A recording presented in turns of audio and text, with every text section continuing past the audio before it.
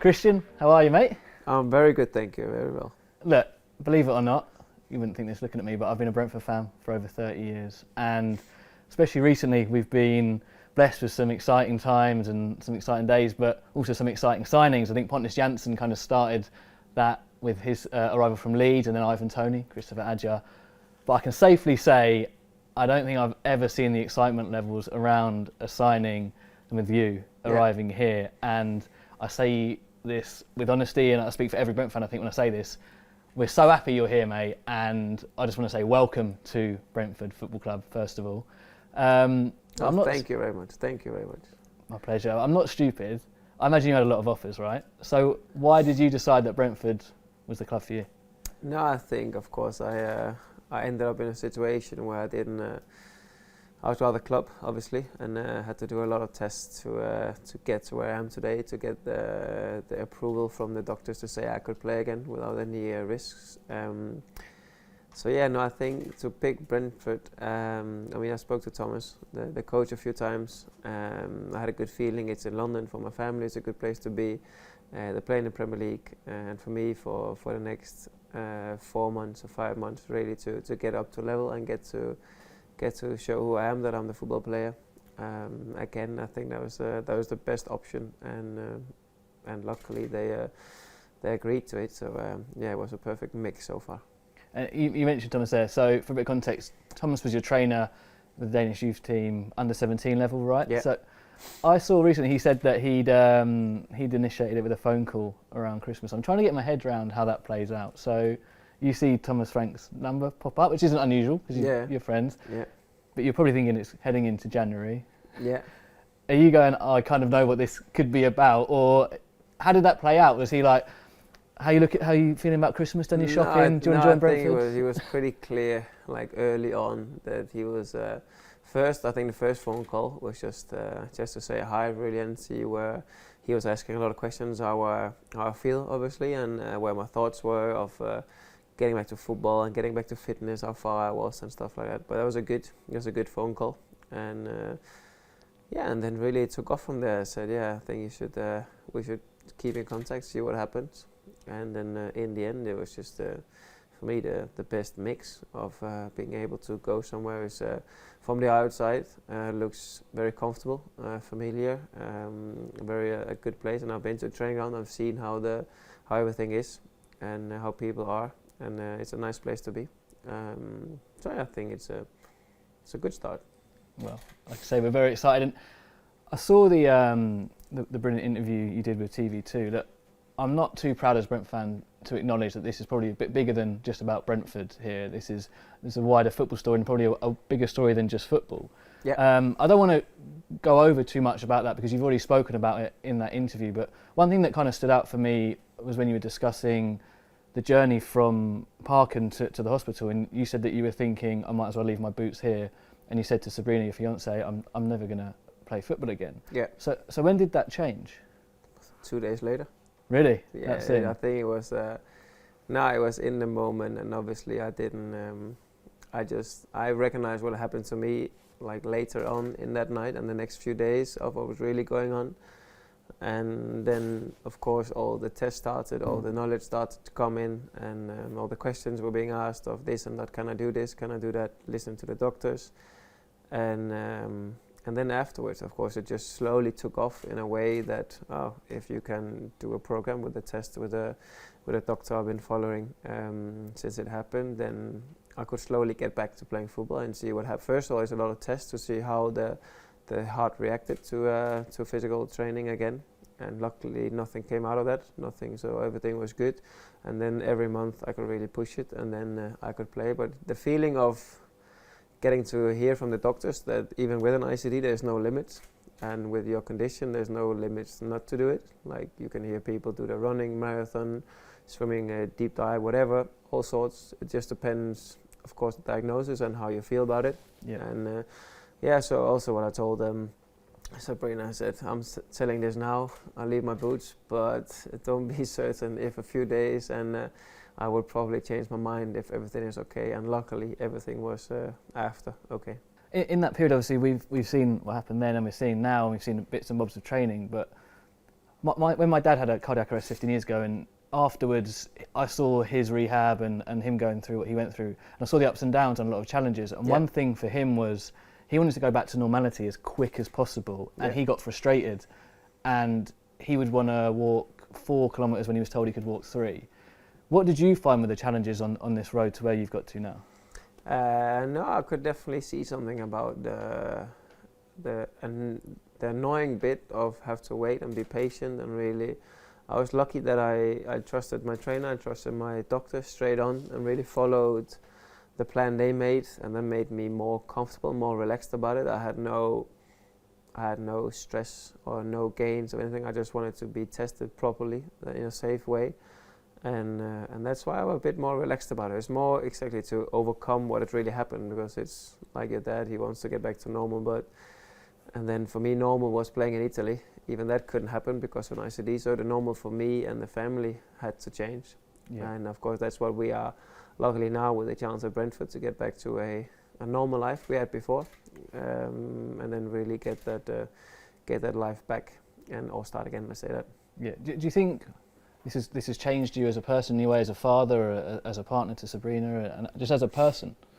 I don't know if it's changed me as a person. I think as a father and a family man, it has changed a bit, just because you can be with your kids and you can be around them, and there's no like before. Of course, I didn't see myself as a bad dad, but just now it's more of the thoughts are, I should be there a bit more. I am here a bit more, and the focus will be more on them than it was on me. But at the same time, I still want to be a football player, and that also get some, of course, take away some time with the family. But luckily they understand that, and for me it's something that I really want to do, and I can again. So it's a win-win situation really. Was that the longest you've been without playing football? Yeah, by far. I've been lucky so far. I've never really had any injuries really. Only if it was anything, it was a few weeks. So now being without football for 6 months, 7 months is a very long time. Yeah. How did you find that?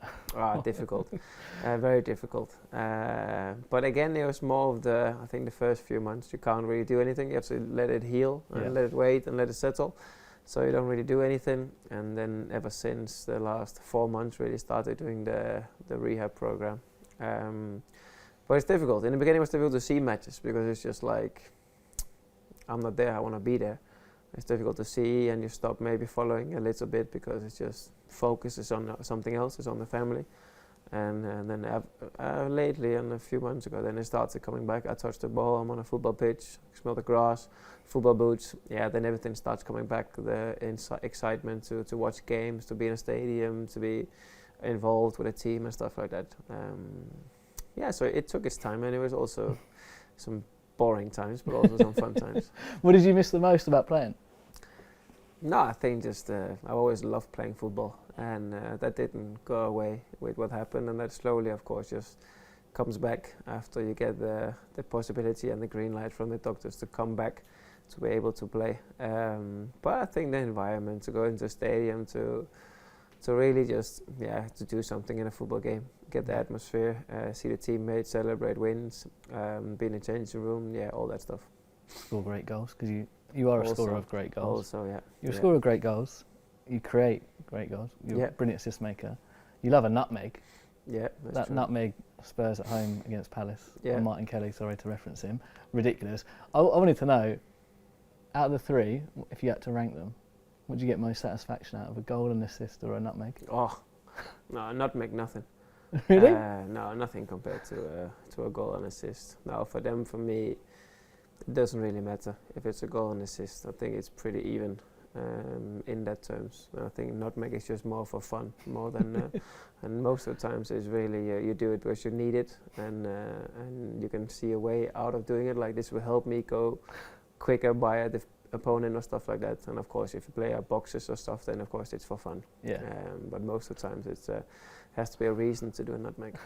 You said in that TV2 interview that you hadn't maybe been able to visualise playing yet because you hadn't joined the club. So now, sat here in the home changing room, albeit I probably won't be there, but with the shirts hanging up here, are you able to start visualising that moment playing again? Yeah, I think even going to the training ground, like going to a training ground, get the kit on, training kit, and have a meeting. Today also a meeting about the last game they played and stuff like that. More gets you in the vibe of something is going on. You're at a football club now, and the focus then switches a little bit to in that sense. And then of course being in a stadium, of course it goes up. The excitement and the adrenaline of just being able to be there in the future is something I look forward to. Talking about your excitement levels, the excitement levels from me and other Brentford fans to see you putting on that shirt. We've seen you obviously most recently training with Ajax, and I saw you in training today and you look sharp, mate. You look sharp. Yeah. Where are you at? How are you feeling fitness-wise? No, I feel good, but like I think for everyone who comes back from injury without playing football, let's say that, and take away the condition side, then of course it takes some time to get back. But no, I feel very good. Been doing a lot of running, so condition-wise and strength-wise, I'm in a very good place. Then it's only the football touch that needs to come back, and really the game minutes and the training minutes to get up to speed. But no, I feel very good. But like the horizon, we'll see with training and how it feels, how it develops, and how my body reacts. But I feel very good. And there's potentially some exciting fixtures as well, some reunions for yourself on the horizon. Maybe, obviously, we play Tottenham here, and now your old manager Antonio Conte being the gaffer there, and Romelu Lukaku, your former teammate at Chelsea. Yeah. I know you probably won't say it, but have yourselves and the media team, medical team, got an idea of a fixture you're aiming for or anything like that? No, just take it how it comes. Just taking the time, see how everything reacts and how everything is going, how my body feels, how my head feels. See if I can be of any advantage for the team, and then in the end I'll be making sure I'm as fit as possible and being in good shape, and then it's up to Thomas to create the team, really, to pick the team. You had that first session with Thomas today. Yeah. Compared to the Thomas who was your trainer 12 years or so ago. Same here. Same here, I think. I think it's a little bit shorter now compared to what it was. Still looked as good back then? Otherwise the same. Yeah, otherwise the same. For me it's difficult to remember. I was of course very, very young at the time. But no, I remember good times. I mean, I remember we had some good wins. We had a good team back then, so we had some good wins. And yeah, now to have him now as a coach is just a circle goes around in a football terms weird way. But yeah, no, I'm happy that Thomas is the coach. I think that's it. It's that in football we love to romanticise things, and it is kind of poetic that he was there at the both of your kind of football careers, and now he's here with you now. We've touched on it here already, and look, no one can ever undersell what happened and all the events that you've kind of gone through. But today now, sat here as a Brentford player, as a Premier League player again, is this the day that we can maybe draw a line under every time we mention your name, talking about that, and in fact, let's talk about Christian Eriksen, the elite footballer now? Yeah, no, that's my aim. That's where I've been given the green light from the doctors that I'm able and capable of being the footballer Christian. Of course, I will always have it with me, and everyone will have the memory of what happened last time. But I think now it's time to make new memories and really look forward. And now I'm excited really to show also that you can with an ICD, and if you have had a cardiac arrest, if you do the proper test and everything is okay, then you can play again. I'm happy about it. So Christian Eriksen, the footballer, what are your hopes and dreams for the rest of your career going forward? I think at the moment just really get back to playing. I think it's like I said, it was 6 months of waiting and hard work to get where I am now, and then really just to touch the ball, play some football, score some goals, get some assists, and then see where it takes me. Of course, I know myself. I want to be as good as possible. I'm going to push myself to what I can and improve what I can. Let's see how it goes and see what happens. But my focus is really first and foremost to be fully fit and be able to play 90 minutes in a game. Can't wait, mate. It's exciting. Thanks for your time. Thank you. You're welcome.